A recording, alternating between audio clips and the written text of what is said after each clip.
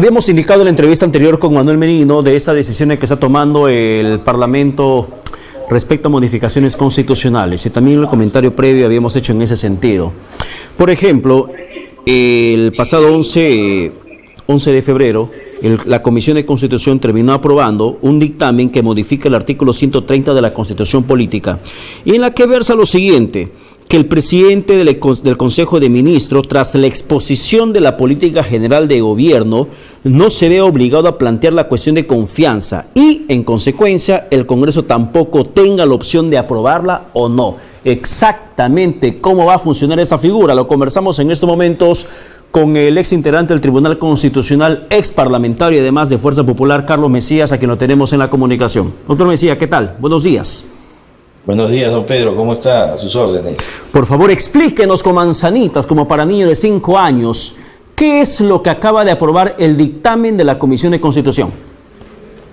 Bueno, mire, en la Constitución del 79, el presidente de la República podía disolver las cámaras si ésta le había negado su confianza a 3 gabinetes. Con la Constitución del 93, que como ustedes saben fue el resultado de un golpe de Estado, el requisito bajó de 3 a 2, o sea, se inclinó la balanza a favor del presidente de la República, porque en la Constitución del 79, tú le negabas la confianza a un gabinete, te quedaban 2, le negabas la confianza a un segundo gabinete, te quedaba 1 más, eran 3, pero cuando en la Constitución del 93 se baja a 2, cuando el Parlamento le niega la confianza a un gabinete, ya queda en salmuera ya, porque a la segunda negativa el presidente te disuelve. Pero a eso la Constitución del 93, que fue, digamos, hecha a la medida de Alberto Fujimori, ¿no es cierto?, disminuyó, o sea, disminuyó el número de gabinetes que tenían que ser negados su confianza, le agregó, o sea, lo bajó de 3 a 2, pero además le agregó la obligación de que el Parlamento, cada vez que se presentase un gabinete, tenía que darle su confianza, con lo cual siempre el Congreso estaba hackeado, en el sentido de que si le negabas la confianza a un gabinete, ya quedabas en salmuera, porque a la próxima el presidente podía disolver. Entonces lo que el Parlamento está haciendo hoy en día es acabar con esa suerte de espada de Damocles que siempre pende sobre el Parlamento cada vez que un primer ministro se presenta ante las cámaras. Entonces ahora solo habría la obligación de que vaya, explique su política general de gobierno, haya un debate, críticas y sugerencias, propuestas, y después cada uno hacer su trabajo. Eso es básicamente lo que hay, pero el problema es que me da la impresión que el Parlamento no va a tener los votos para poder llevar a cabo esta reforma. ¿Por qué? Porque va a necesitar 87 votos para la reforma y creo que la oposición no los tiene. Claro, en estos momentos no lo tiene, porque ahí ha sido la movida estratégica de ajedrez del presidente Pedro Castillo, juntamente con Vladimir Cerrón, copar ciertos ministerios para que puedan tener las curules cautivas, que es lo que había dicho Vladimir Cerrón. Sin embargo, vamos al otro lado, a la otra cara de la moneda. La primera cara de la moneda es que el Congreso de la República pretende evitar ser cerrado si es que le niega el voto de confianza, le niega la confianza a un gabinete de ministros por 2 veces. Sin embargo, esto no abre la puerta para que el gobierno, quien sea que esté en el poder, nombre a tanta gente que puede ser indeseable, con prontuariado, con antecedentes, sin mayor capacidad, sin mayor preparación, que pueda tener denuncias por violencia familiar, porque al menos el filtro que se tiene en estos momentos, si vemos una persona que está cuestionada en el gabinete, el Congreso puede decir por este y este motivo no le damos la confianza. Pero al quitarse el Congreso esa facultad para evitar ser cerrado, ¿no le da esa puerta abierta de par en par al gobierno para nombrar a gente que no puede tener mayor capacidad? Es que ahí viene justamente el kit, que la la exposición del primer ministro, que tiene un plazo de 30 días después que ha juramentado, el Congreso da la confianza por la política general, por la exposición de la política general de gobierno. Entonces, lo que se quiere es quitar esa obligación del Parlamento para que éste esté en libertad de decirle, mira, me gusta tu política general de gobierno o no me gusta, es tu problema. Por último, a ti te han nombrado el ministro, estamos en un régimen presidencial, no parlamentario, el presidente tiene un origen democrático y él responde, sus ministros responden por él, por lo que él los designa, es problema de él. Pero, en el marco del control político, me guste o no tu política general de gobierno, hay este ministro que no me parece, así que voy a llamarlo para interpelarlo, y si no me convence lo que dice, lo censuro. Y en ese caso, como es solo la censura de un ministro, no se cuenta como un gabinete disuelto. En consecuencia, el Parlamento estaría en mayor libertad para ejercer control político individual sobre cada uno de los ministros y la gestión que pueda hacer de su gabinete. Ya, esa respuesta me lleva a una siguiente pregunta. Por la presentación o exposición de la política general de gobierno, el jefe de la PCM, en este caso Aníbal Torres, si esta norma estaría aprobada, modificada la Constitución, no podría presentar cuestión de confianza por la exposición, por el gabinete en pleno. Pero sí sucede, por ejemplo, el caso de que el Congreso quiera censurar a un ministro X, el presidente del Consejo de Ministros puede plantear cuestión de confianza para proteger ese ministro o camino a la censura. A ver, ahí la pregunta sí se pone más interesante, porque yo creo que si bien es verdad que el primer ministro se presenta ante las cámaras y no puede no puede pedir la cuestión de confianza de su política general de gobierno, eso no es óbice para que él diga, miren, para que yo pueda llevar a cabo esta política general de gobierno, necesito la aprobación de estas iniciativas legislativas y de estos proyectos de ley. Y sobre estos proyectos de ley, yo sí hago cuestión de confianza. Eso sí podría pasar, me parece.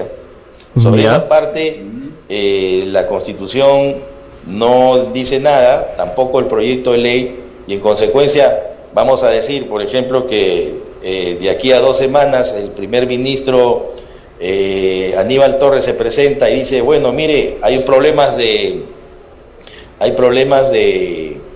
inseguridad ciudadana, así que yo quiero estas reformas al Código Penal, estas reformas a la Ley Orgánica del Poder Judicial y estas reformas a la Ley Orgánica del Ministerio Público como parte de mi política general en materia de seguridad ciudadana. Y sobre esto sí hago cuestión de confianza, sobre los proyectos de ley.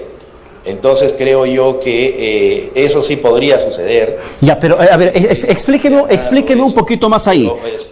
Claro, explíqueme un poquito más ahí, doctor Mesías, porque justamente el Tribunal Constitucional acaba, hace unos días atrás, usted lo sabe mucho más que yo, acaba de desestimar esta demanda de inconstitucionalidad que había planteado el gobierno por esta ley de interpretación auténtica de la cuestión de confianza, en la que el Congreso dice claramente que la cuestión de confianza no se puede aplicar en situaciones en la que el Congreso es el que toma la decisión por acciones inherentes a su función. Por ejemplo, si el gobierno pretende hacer una cuestión de confianza por una ley en particular, la aprobación de la ley le corresponde directamente al Congreso, y como es su función inherente, el gobierno no podría plantear cuestión de confianza. Es el espíritu de la norma aprobada por insistencia y que el Tribunal Constitucional acaba de darle la razón. ¿O me equivoco? No, eso no dice el tribunal. Lo que el tribunal ha dicho es que tú no te puedes meter, no puedes pedir confianza a propósito de competencias que son exclusivas del Congreso, del Parlamento, como por ejemplo el nombramiento de los magistrados del Tribunal Constitucional, el nombramiento de los miembros de la superintendencia, de la Contraloría, del Contralor General, del Defensor del Pueblo y los miembros del directorio del BCR. Y también no puedes hacer cuestión de confianza sobre reformas a la Constitución, porque la Constitución no te permite observar las reformas constitucionales. Pero los ministros sí pueden hacer cuestión de confianza, y el primer ministro también, sobre iniciativas legislativas. O sea, porque al final de cuentas, ¿cómo llevo a cabo yo desde el Ejecutivo una política general de gobierno si no cuento con las herramientas legales, normativas, legislativas, que me permitan ejecutar esa política? Entonces, sobre eso sí puede hacer cuestión de confianza. Lo que, claro, como el Parlamento es el primer poder del Estado en la medida en que él es el que tiene bajo su preeminencia la potestad de legislar, él puede modificar el proyecto de ley, mejorarlo, ayornarlo, y en ese caso sí el primer ministro, según el TC, no podría decir fácticamente me han negado la confianza, ¿no? Esa es la diferencia. O sea, digamos que el Parlamento no se convierta así en una mesa de partes donde se vea obligado a aprobar el proyecto de ley tal como se lo presentan, sino que está bien. Por ejemplo, si tú dices, vamos a decir, para combatir la inseguridad en las calles, yo planteo que haya pena de muerte contra los que roban con violencia celulares en la calle. Entonces el Parlamento podría ser pena de muerte, como el Parlamento es el que establece la política criminal del Estado, podría ser pena de muerte para el robo de celulares. Me parece muy alto. Te lo voy a aprobar, pero no va a ser pena de muerte, va a ser 20 años.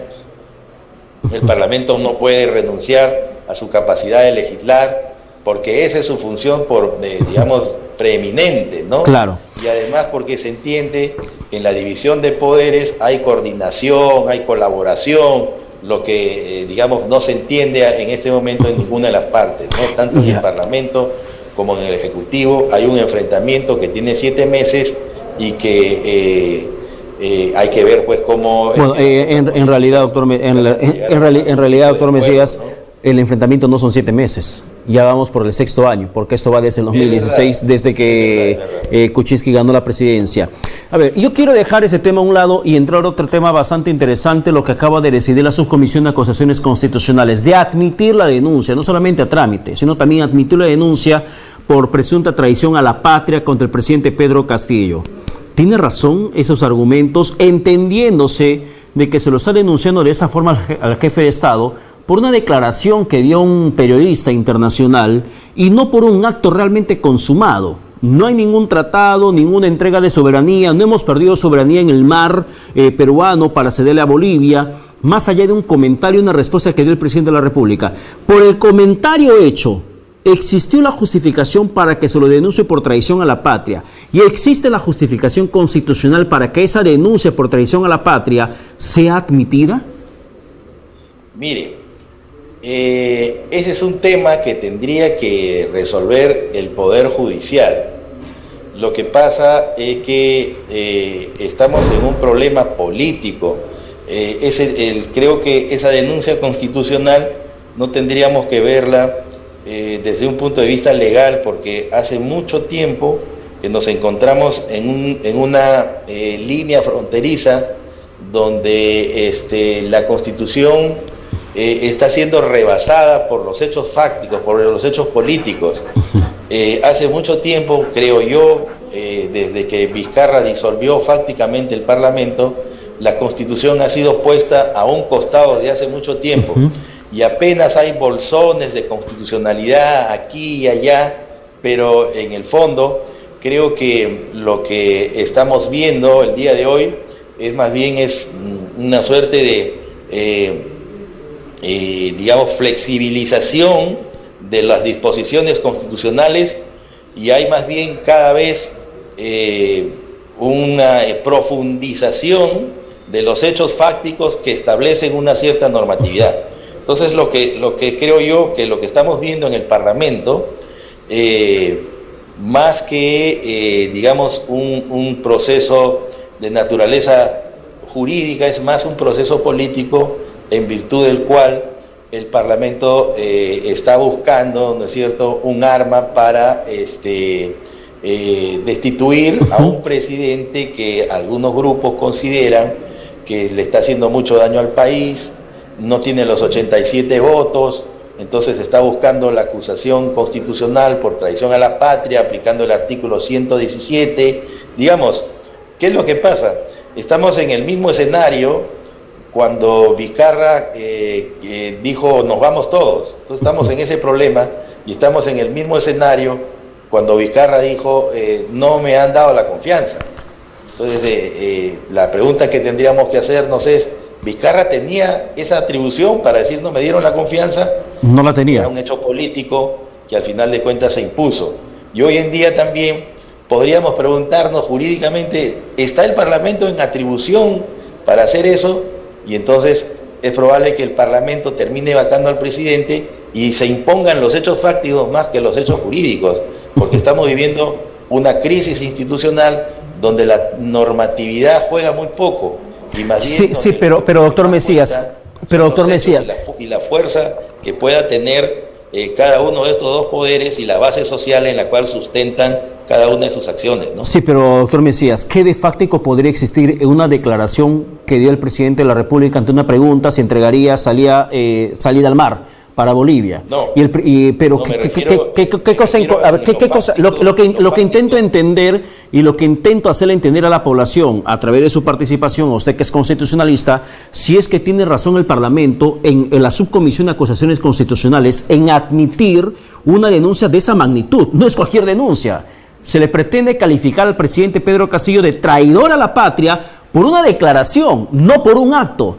O sea, no hay ningún acuerdo bajo la mesa, no hay ninguna pérdida de soberanía, no están tropas bolivianas asentadas en el litoral peruano, en una franja costera de 5 kilómetros de longitud, de 1 kilómetro de ancho. No tenemos nada de eso, solamente es una declaración y una propuesta del presidente de someter a referéndum, y si la gente quiere, se entregará, y si la gente no quiere, no se entregará el mar a Bolivia. Es una propuesta y una respuesta ante una pregunta de un periodista. ¿Eso amerita, califica como traición a la patria? Mire, yo no soy penalista, tampoco quiero entrar en la polémica que se está abriendo paso y digamos una crisis de poder que se abre paso entre el Parlamento y el Poder Ejecutivo. Lo que yo quise decir cuando me refería a los hechos fácticos, no me refería a las declaraciones del presidente, sino me refería a los actos que viene realizando el Parlamento, ¿no es cierto? O sea, me refería a la propia acusación constitucional que ha sido aprobada por prácticamente todos los grupos parlamentarios, con excepción de Perú Libre y Juntos por el Perú, o sea, con excepción de los partidos que apoyan al presidente. Pero lo cierto es que lo político avanza, ¿no es cierto? Y para eso se usa la Constitución con interpretaciones que, digamos... muchas veces antojadizas, puede que no tengan sentido. Entonces, acá hay dos caminos.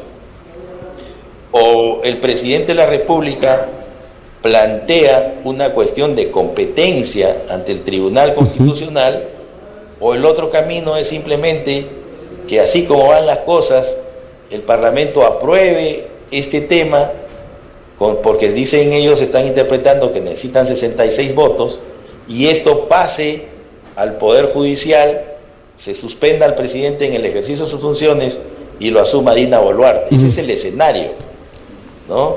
Entonces creo que la parte jurídica es la siguiente. Lo político es lo que está pasando en el Parlamento, que es un órgano estrictamente político. Lo jurídico se va a decidir. Una cuestión de competencia que podría plantear el presidente ahora ante el Tribunal Constitucional. Otro podría ser dejar que el tema siga, o quizás, si yo fuera el abogado del presidente, plantearía, ¿no es cierto?, una acción de amparo para detener este hecho, ¿no? Bueno, y estamos realmente estamos en una situación sin salida. Y desde el Parlamento, de una y mil formas, intentan encontrar la fórmula legal para que puedan vacar al presidente de la República. Usted avisó que de repente coincida con algunos otros expertos en política u otros opinólogos políticos, si es que la falta de capacidad del presidente para designar ministros adecuados es una incapacidad moral que pueda abrirle la puerta a una vacancia. No, yo pienso que el hecho de que el presidente no sea una persona idónea, para gobernar, no lo hace un incapaz moral. La incapacidad moral es otra cosa, ¿no? Tiene que ver con un techo de valores, con un conjunto de normas éticas internas o que son de alcance general, un conjunto de conductas que la ciudadanía entiende como buenas y como malas, y a las cuales el presidente habría faltado, ¿no? Pero el hecho de que nombre mal los ministros es un problema de que el presidente no estaría, digamos, en capacidad para gobernar. Pero yo quiero ver el tema desde un punto de vista mucho más político, cuando vemos que estos problemas le van creando al presidente un espacio de vacío de poder muy grave, porque cada vez que nombra malos ministros, él mismo se va cerrando la posibilidad de formar gabinetes de ancha base donde puedan participar gente de valía. Y por otro lado, ¿no es cierto?, tenemos a un parlamento encrispado que entiende que el presidente, así como está, no puede seguir en el poder. Entonces, siempre cuando existen este tipo de enfrentamientos, tarde o temprano se llega a un punto muerto. Y en el punto muerto, lo mejor sería, ¿no es cierto?, regresar a la fuente del origen del poder, que es el pueblo. Por la vía puede ser de elecciones generales, puede ser elecciones presidenciales, pero no cabe el referéndum para consultarle a la ciudadanía si quiere cederle un pedazo de territorio a Bolivia. También. Sí, eso quedó bastante claro. Doctor Mesías, para terminar, por favor, un poco adelantándonos al escenario que ojalá no ocurra en el país y el presidente pueda reenderezar el rumbo del gobierno. Si Castillo es vacado, Boluarte, que dijo que renuncia si es que Castillo es vacado, deja la presidencia, asumiría María del Carmen Alba, la presidenta del Parlamento. Eso lo tenemos bastante claro. Pero María Carmen Alba lo que sostiene es que ella solo convocaría elecciones para completar la fórmula presidencial, porque el Congreso continuaría en funciones y aquí no cabe la figura del que se vayan todos. ¿Esto es cierto? Mire, la Constitución dice, textualmente la Constitución dice, cuando el presidente del Parlamento asume la presidencia de la República o la jefatura del Estado, más que la presidencia de la República, la jefatura del Estado, porque se ha caído la plancha presidencial, la Constitución dice así: o sea, el presidente del Congreso, convoca a elecciones de inmediato. Sí. No dice elecciones generales presidenciales. Entonces, claro, se abre ahí una discusión, un vacío, y ahí tenemos dos cosas. Según la Constitución, el Parlamento interpreta la Constitución y también el Tribunal Constitucional. Entonces, si queremos una respuesta, no se olvide que es el Parlamento el que interpreta la Constitución y es también el Tribunal el que interpreta la Constitución, pero el Tribunal no entra en el problema hasta que no sea llamado. El Tribunal no actúa de oficio, el Parlamento sí. Entonces el Parlamento podría dictar una ley interpretativa diciendo que se trata de elecciones presidenciales, no generales. Hay ejemplos, por ejemplo, la Constitución dice que los magistrados del Tribunal Constitucional no son reelegibles, no gozan de reelección. En cambio, la ley orgánica del Tribunal Constitucional dice no son reelegibles hasta después de un periodo. O sea, las leyes siempre pueden desarrollar o son una interpretación extensiva de la Constitución. Pero yo creo que en este momento la pregunta no es desde un punto de vista jurídico, sino de un punto de vista político.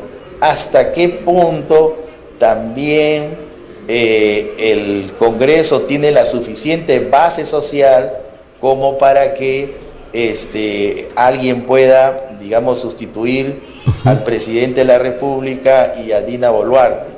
Y creo que así más o menos como vienen desarrollándose las cosas y los ataques de las cuales está haciendo blanco la presidenta del Congreso, esto podría, si es que termina como usted hipotéticamente vaticina, es una hipótesis, es un ensayo de trabajo, ¿no es cierto? No es que usted lo quiera, ni yo tampoco, pero es probable que si se da ese escenario en la cual el presidente del Congreso tenga que asumir el poder, yo creo que no va a ser Mari Carmen Alba, sino que las fuerzas se van a reunir en ese momento de crisis política para escoger a otra persona, porque el problema es de que en este momento la presidenta está muy debilitada, sí, muy hackeada, muchísimo. Vizcarra ha salido hábilmente a decir que ella es la continuación de Merino. De manera Merino, ¿no? sí. Entonces eso va a obligar, me parece, al Parlamento, si es que lleva adelante sus propósitos, que ya están claros, a que en su debido momento los grupos busquen a otra persona. Bueno, y ojalá que más bien los grupos busquen el consenso. Como sucedió con Sagasti. Sí, es claro, lo que pasó con Sagasti es bastante claro, pero ojalá que los grupos políticos busquen mejor un buen consenso para salir todos juntos de este problema, sin cierre de Congreso y sin vacancia presidencial. Doctor Mesías, muchas gracias por la comunicación. Eso sería lo mejor. Sí. Pero si es que no sucede, yo creo, desde mi punto de vista, que deberíamos ir a elecciones generales. Solo que cuando se dice que se vayan todos suena muy feo, pues, y no ayuda, ¿no? Entonces mejor hablemos de elecciones generales. Bueno, eso ya dependerá de quienes están en el poder. Muchísimas gracias por la comunicación. Que tenga buen domingo. Gracias, hasta luego. Muchísimas gracias. Nos vamos a la pausa, pero tras el corte usted quédese en la programación de Vez Cable. Conmigo será Dios mediante hasta el próximo domingo, como siempre, a las 9 de la mañana. Chao.